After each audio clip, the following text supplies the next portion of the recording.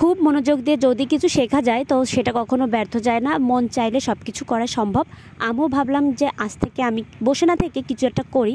তো ফোন ঘেটাঘেটি করতে করতে দেখলাম যে খুবই সহজ একটা কাজ, সেটা হচ্ছে টেইলার্সের যে কাজগুলো হয়, ড্রেস বানানো।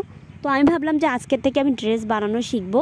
তো তার জন্য আমি শুরু করে দিলাম ড্রেস বানানো। তো প্রথমে যে কোনো কাজের জন্য মায়ের শাড়িটাই ব্যবহার করা হয়। তো মা এখান থেকে আমাকে একটা শাড়ি দিয়ে দিয়েছে, আর এই শাড়িটা কিন্তু অনেক সুন্দর ছিল।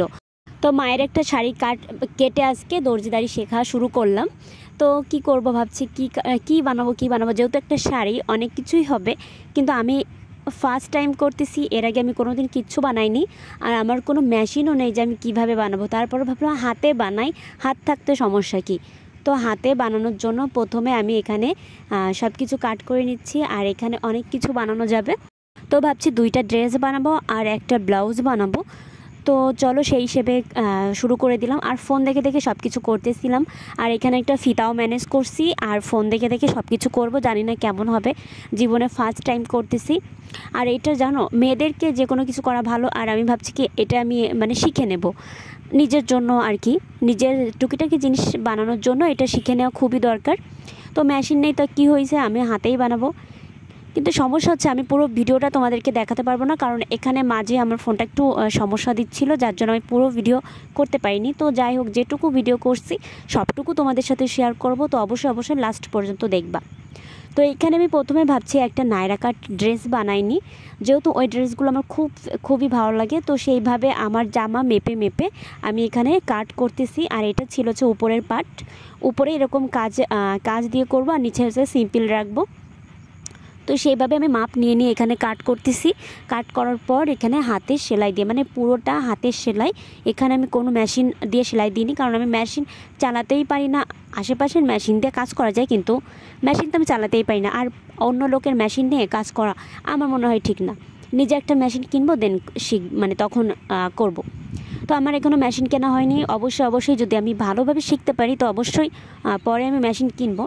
তো দেখো, এখানে আমি পুরো হাতের সেলাই দিচ্ছি, আর এখানে আমি একটা টপ টাইপের ড্রেস বানাবো, একটু লং, আর হচ্ছে একটা নায়রা কাট ড্রেস বানাবো। তো তোমরা দেখতেই পাচ্ছ যে আমি পুরো হাতের সেলাই দিচ্ছি। আর যেহেতু এই ড্রেসগুলো আমি তো পরবো না, তার জন্য যেমন তেমন করে আর কি সেলাই দিচ্ছি। তো চলো এখন দেখা যাক, বানাই ফেলছি সব কিছু। তা আমি নিজেকেই বিলিভ করতে পারছি না যে আমি ফার্স্ট টাইম এত সুন্দর ড্রেস বানাবো। একটু তো সমস্যা হবে, তারপর যে এত সুন্দর ড্রেস হবে। এটা আলিয়া কাট ড্রেস বানাইছি, দেখো এত ফাইন হয়েছে, কি বলবো, মানে নিজের প্রশংসা নিজে করছি। এত সুন্দর হয়েছে, তোমরা দেখলে তো বুঝতে পারছো। দেখো কত সুন্দর হয়েছে ড্রেসটা। এটা যদি আমি সম্পূর্ণ মানে মেশিন দিয়ে খুব সুন্দর করে বানাতাম, তাহলে কিন্তু পরতেই পারতাম। তো চলো, ড্রেসটা তো আমার খুলতে ইচ্ছা করছে না। তো তার মাঝে আমি আরেকটা শাড়ি কেটে আরেকটা ব্লাউজ বানাইছিলাম। তো এটা একটু দেখো, এটাও খুব সুন্দর হয়েছে। আর তারপর সেই শাড়ি দিয়ে আমি আরেকটা টপ টাইপের ড্রেস বানাইছিলাম। তো দেখো, এটা এত সুন্দর হয়েছে, জাস্ট ওয়াও, মানে আমার তো সেই লাগছে। আমার তো মন চাচ্ছে যে আমি এটাকে পরবো, মানে এত সুন্দর হয়েছে ড্রেসটা, একদম যে কী বলবো। আর সাথে দেখো কত সুন্দর একটা বেল বানাইছিলাম। তো যাই হোক, এই ড্রেসগুলো কিন্তু আমার খুব পছন্দ হয়েছিল। তারপর আমার মায়ের আরেকটা শাড়ি কেটে, মানে কতগুলো শাড়ি যে নষ্ট করছি, আরেকটা শাড়ি কেটে ব্লাউজ বানাইছি। তো সেটাও তোমাকে দেখাবো।